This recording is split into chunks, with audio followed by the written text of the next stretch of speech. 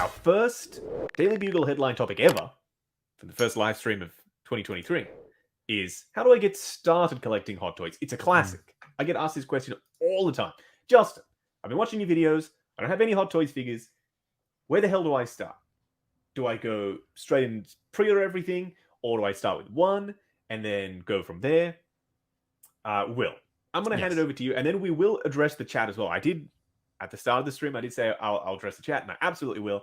As we keep going, I'll bring up a couple of points that the audience is making as well. But don't forget, these headline topics are your topics. So if you have a headline topic for next stream, please leave it in the chat, and we will definitely get back to it. Will, yes, how do you get started collecting Hot Toys? How did you, first of all, your own personal journey as well? Yep. This is a really good question, Justin, and probably one that gets asked quite a bit. The first thing I got to say, love the use of an emoji there, because I just noticed now that you have that, a little person raising their hand, really clever and creative. Really like that a lot. So with starting out with Hot Toys, it's a really interesting, everyone's going to have their own unique journey, I feel like. But for me, it's funny because I've heard a lot of people say the same thing. My first figure was the Force Awakens Kylo Ren. And you know why? Because it was very cheap, because everyone was selling it at a discount. And I was like, you know what?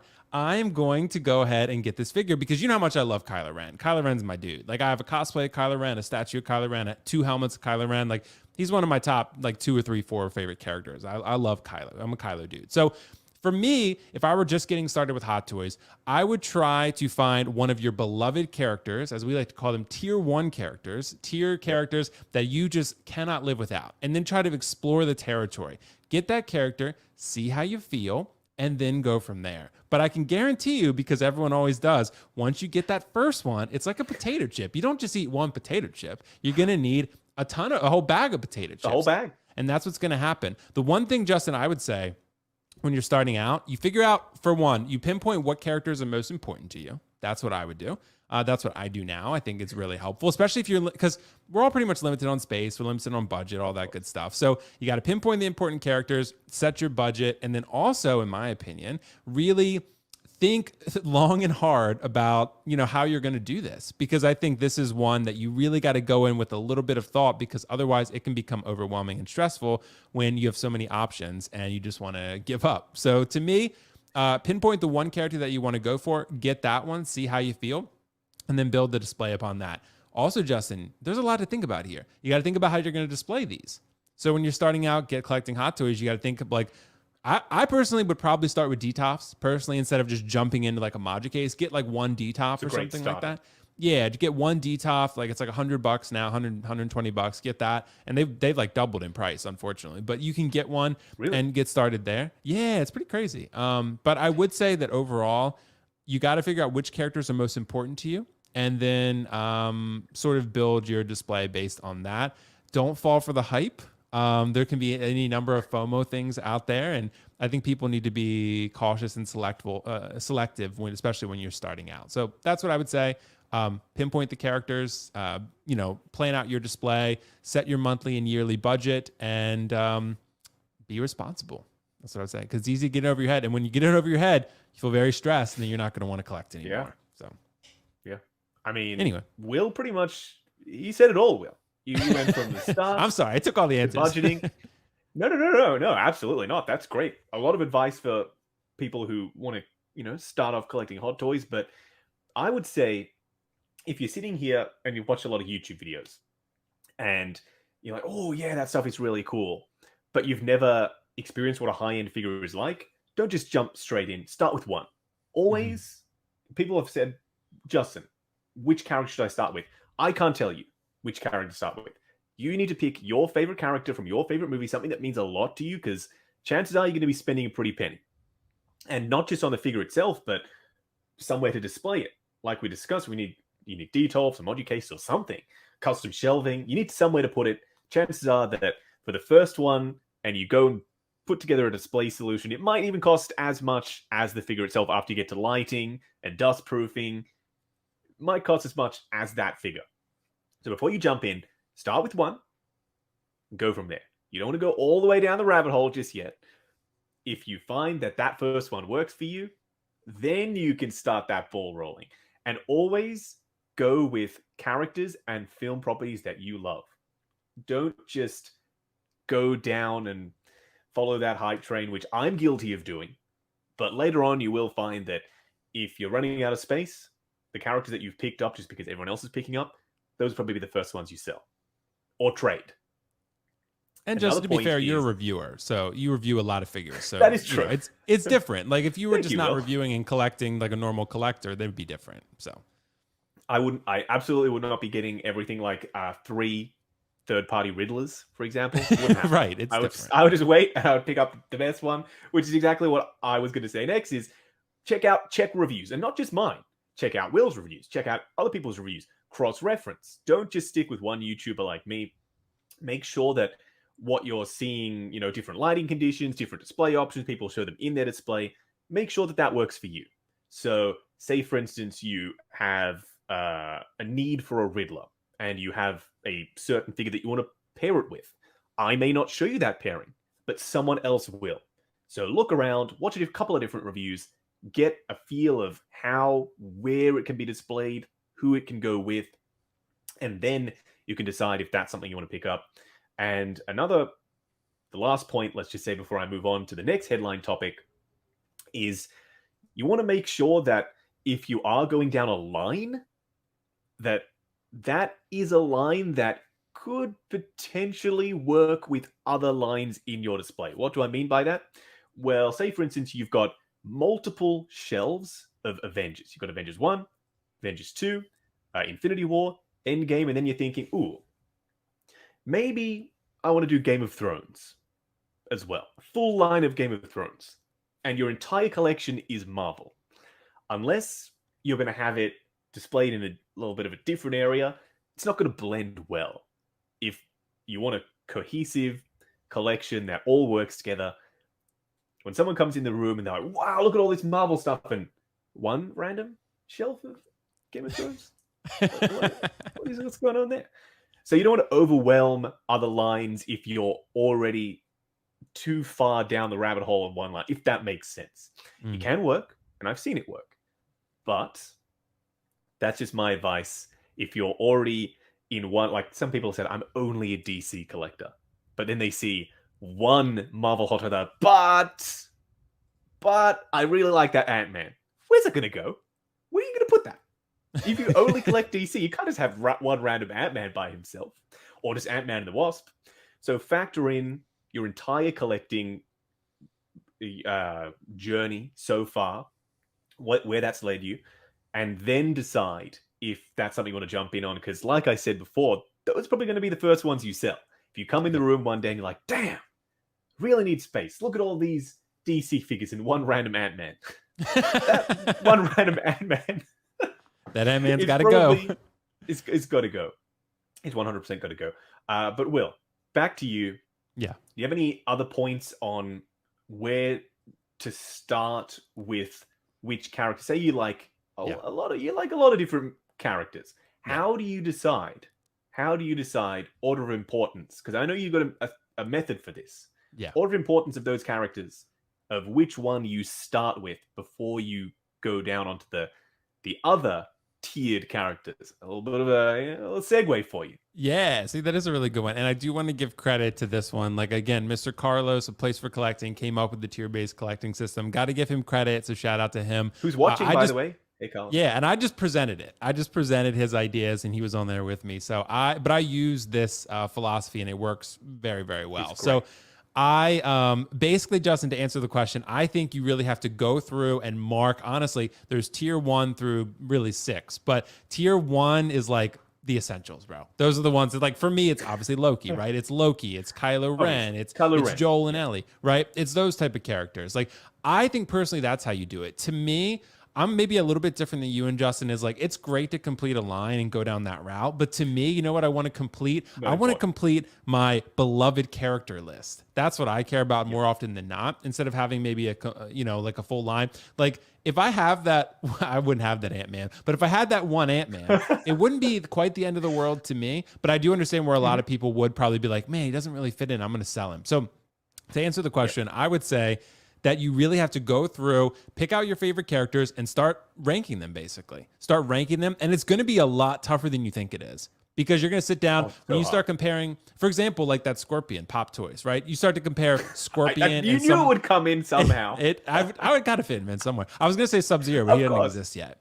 So, but I would say Pop Toy Scorpion, right? Then you have to rank him compared to, like, say, someone like Iron Man. And if you're a big Mortal Kombat fan and you love the movie and then you love Iron Man, that's tough because they're very different characters. But sometimes you got to make tough decisions. And that's why the ranking Yeah. things really help. So to me, that is going to give you your answer. Start ranking them and you go through in that way. And I think as long as the figure isn't terrible, then you should go after, because the figure has to be good still. The characters are more important to me than anything else. Like, I want the characters that I love, but the figure also has to be good. So it's a mutually, like they go up together. So I would say pick the characters that you love, rank them out on an Excel document. I use Google Sheets, rank them out. We even have a video on my channel if you guys want to check that out. But we give you a free Excel doc that you can use and you can rank things that's already set up for you. So I don't know about Justin. What do you do? Because to me, I have to rank them and it's super helpful. Because then I look at a figure and I'm like, damn, I want that Spider-Verse Miles Morales, but then I rank him and I'm like, holy shit, but he's tier 3. Like, He's not going to make it, right? So like, and that's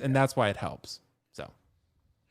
well, I'm glad you asked, Will. I can't really talk about 1/6 in this way because I get them all for review purposes, but Right. I don't Right. do that for statues. So I collect Okay. statues in a completely different way than I do figures because I don't review necessarily all the statues that I get because reviewing statues is kind of tricky. But before I get to how I do it, Charlie the Unicorn says random figures go on the work desk. It's a conversation starter. And I totally agree. I've got Jake Sully sitting on my desk, and I've got the 2 Clone Wars sideshow figures because they cannot go anywhere else. I don't have any other animated style Clone Wars figures yet, and Jake Sully is too big to fit in the detail, the Moji cases. He's way too tall, and he would tower over everyone. He would make everyone else look like they're 1/12 scale. So the random figures, those are my 3 random figures that I currently have on the desk. Not a bad idea. If you have that one character that's super important to you, that's maybe not going to blend well with the collection, but you must have it, there are other ways to work around that. Don't have to put them in the display.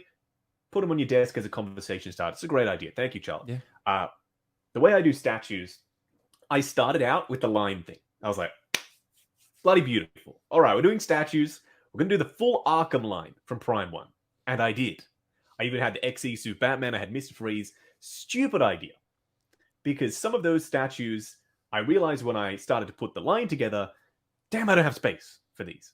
And if I want other statues from other properties that I love, where the hell are they going to go if all of the space is given to Arkham?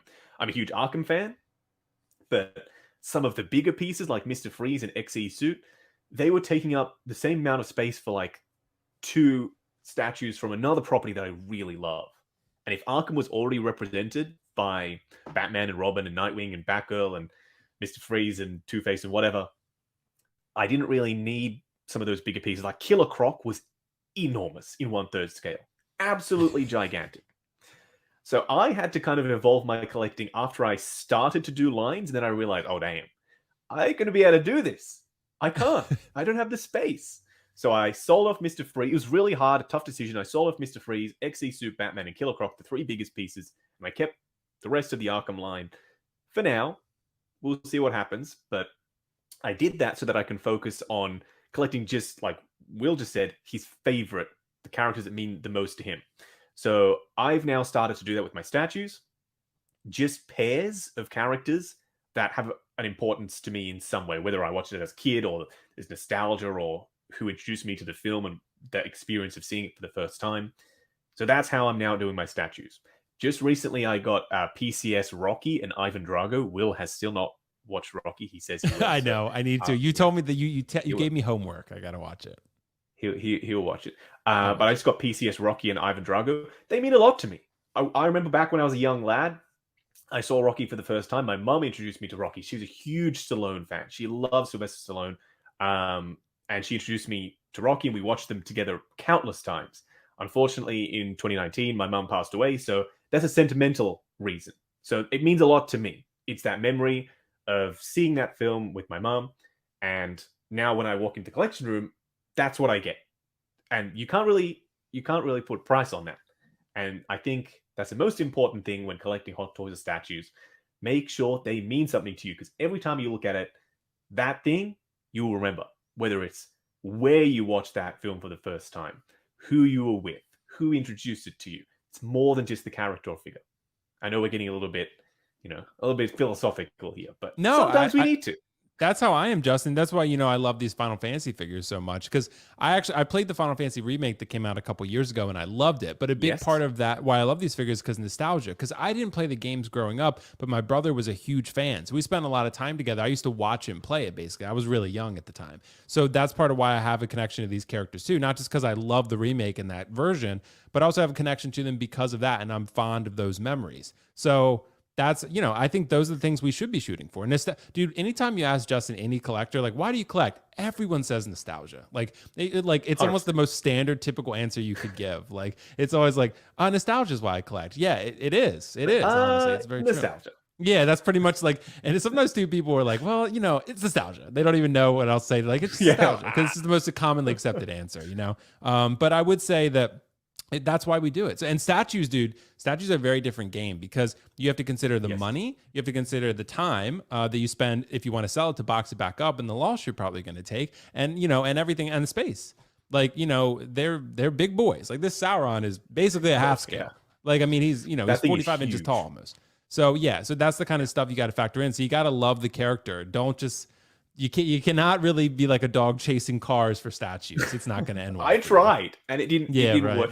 Financially wise, I was just spending way too much than I should on statues, and space wise, it just wasn't working. Jay Terry, by the way, asks, his channel member. Thank you so much, Jay Terry. Justin, are you getting Clubber Lang? Oh, you bet your ass I'm getting Clubber Lang. I've made space. I told Will, I said in videos, I was rearranging my statue room so I could have space for more. And I've now planned it out. I got my measuring tape out. I literally did this. I got my measuring tape out, and I measured, okay, this is for J&D Bale Batman. This is going to be for Apollo Creed from Rocky. And I do have space for Clubber Lang and the future Rocky 3 and Rocky 4 statues. So that's going to be, I'm not doing all of them, skipping Rocky 2.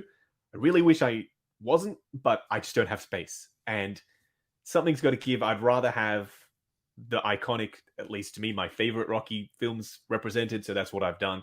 I had to just say, no, Justin, you can't do Rocky 2, which is, it hurts me because I like Rocky 2. But, it is what it is. I can't wait for Will to watch these movies. I know. I'm gonna watch. Justin, you got to leave room for Prime 1 Thor from God of War. You got to remember that. Oh, I do. Or Atreus, because the company that I got I still need to review that custom Kratos statue that I have. Kratos, people can criticize. You could say either way. Yeah. I'm sorry. I try my best. Yeah, the Atreus that the company is making, I'm really excited to get that. Although, Will, I have a quarter scale Kratos by that company. They're making the same statue, but in third scale. And I'm like, dang. Third scale is your jam. I'm more of a quarter scale guy. I'm a quarter scale boy. So, and I have half scale and quarter scale. That's what I like. I used to have third scale and I liked it a lot, but I ended up selling them. So for space reasons. So fair. Yeah. To put a nail in this topic for this headline, how do I get started collecting hot toys? Pick the characters that you love. Pick the display setup that works for you, space-wise, financially wise, and start with one. Always start with one, that iconic character that means the most to you, and then you can go from there. Plus, always make sure that you're watching videos, not just mine. I know I sound like I'm promoting myself. No. Watch other people's videos as well, so you get multiple different perspectives, multiple different angles, viewing options, display options, and that will hopefully help you decide how and if you should start collecting.